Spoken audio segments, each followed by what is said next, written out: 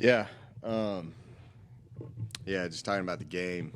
Um, that was it's kind of an odd game in my mind, but like I thought that it was kind of even in terms of time of possession and third down conversions and kind of yardage and everything of that, everything else. But like what it came down to is that we had some turnovers in some unique play, like unique times. We had the interception, we had the fumble from D Good, and Lane had that interception. Then we had a hold that ended up negating one of our drives as well.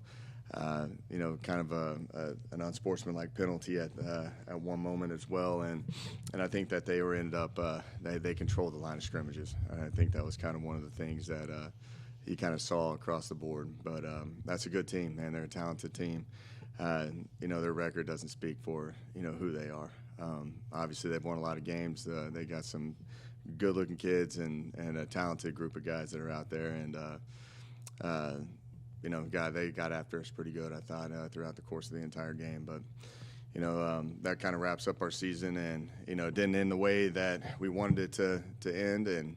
But the thing is, I'm proud of how those guys fight, how they show up, and how they handle themselves. And it's always emotional when you're in that locker room afterwards, in those kids' final game. And they truly like each other. They truly care about each other, and there's a bright future, with this program moving forward. Just on how hard these guys play, and they fight to the end. And you look at some of the guys that got in this game.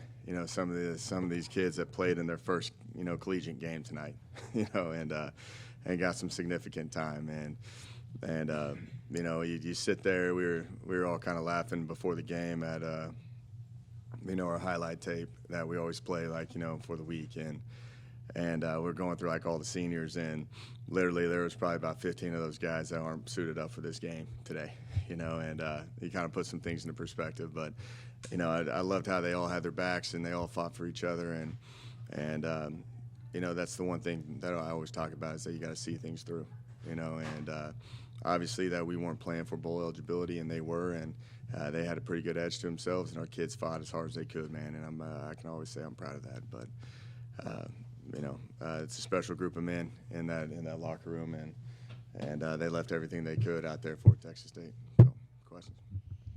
Yeah, there was I think around 20 seniors today that were honored, and a lot of them, it's your fourth year, so a lot of them have been here the entirety of you being here. So would that add a little extra emotion to that, seeing these guys wrap up their careers out there, that you've spent so much time with these guys? Yeah, it did. And COVID was such an interesting year too. And these guys have been here. Some of them have been here since 2018, the season before I was even here.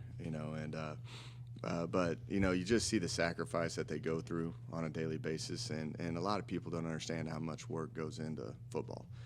And those kids have got to sacrifice a lot to be able to play 12 games out of the season, and just to kind of sit there and kind of dap them all up as they're running out and to see their families, it does get emotional, because it means a lot to them. They play for the love of the game. They play for this university, and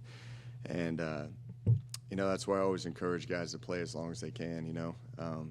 If you can try to make it in a USFL or an XFL or anything of that nature, go and do it, because football will come to an end at some point.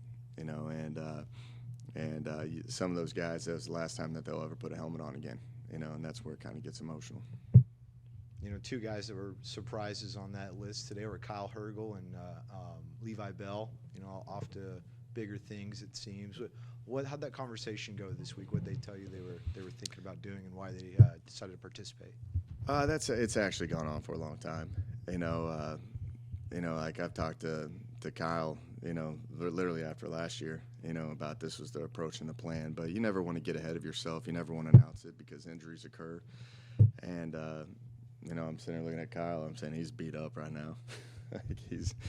The injury report is ankles and shoulders and all that stuff, but he's good. He goes out there and fights and all that. But Levi, we had this discussion about halfway through the season, because that's what he wanted to do. That's why we did some of those fullback plays for him at the end of the game, because that's a lot of the conversations that happen with the NFL scouts about, they love him at D-line, but can he be very versatile in other areas as well? And we got to a moment at the end of the game where it was out of control, and we tried to get some tape for some guys out there, which I thought was a pretty good deal. But yeah, it's kind of a surprise to y'all, but we've been having these discussions for a while. A bit of an elephant in the room question here. Will you be back next year? Again, those are out of my control, and the thing, I haven't been told anything, and what I do is I just show up every day and I just worry about what I can do. I always talk about one play at a time, one day at a time, and that's the approach I have, and that's what the approach all college coaches really have. And right now nothing's been said, and I'll wake up tomorrow and get back to work for the Bobcats. Obviously, you want to be back, right? Oh yeah. Jake, what can you point to as this season comes to an end to reassure your staff, players, bosses, fans that things aren't moving in the right direction? There are better days ahead, despite what this year's record might say. Yeah, no, I think if you look at where we've been from 2019 and what we inherited to where we're at now, we finally got to a point where we're a program that can compete. I've been around this game my entire life, and I grew up in a locker room, and you see kind of the ups and downs of injuries and how the ball doesn't bounce your way at times. And this has probably been the worst year I've ever seen with injuries that I've ever been a part of. There's a lot of guys that played for our program and got a lot of quality reps, and it shows that you can still be competitive, regardless of, injuries. If we would have been that way in 2019, 2020, it would have been really ugly of a season. And you get to a point now where these guys, they compete at a high level. They believe that they can win.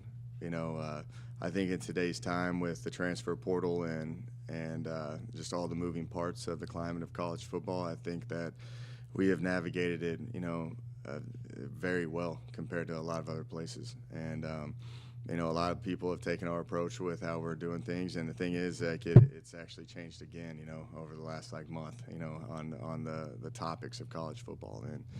And we've got a lot of depth, we've got a lot of quality players, a lot of experienced players coming back. And the thing is that you got to work on your current roster right now throughout the course of this next really 2 months, and then you got to patch it together moving forward. But I think if you talk with these kids and just kind of our staff and just kind of our alumni and the former players, they just see that we've kind of sparked a good thing here at Texas State. We're still disappointed, for sure.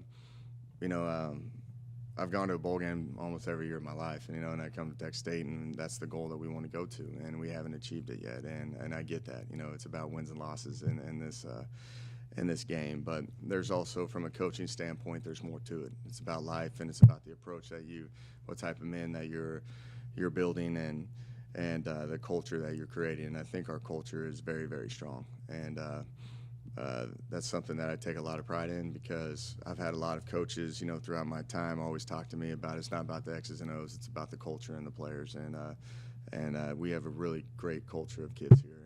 And these kids, they do what we do. We talk about every day. We show up and fight. And these kids are going to continue to fight for Texas State. One big positive from tonight. What about Lincoln tonight, and what you've seen from him this year, and then obviously in the future that ahead? Yeah, proud of Lincoln. I told him before the game, if he subbed out, then I get to slap him in the face, because we were down to he was our last running back that we had. And Demarius Good got in his first game, and he ended up having an unfortunate fumble. But I'm telling you, that kid's got a bright future ahead of him. He does. He's a really good player, and he just got thrown in that limelight. And you got Emmanuel Abdallah, who he got some action in there, and then the kids were fired up for him as well. But Lincoln, he kind of embraced the role when he had three other running backs out for season-ending injuries.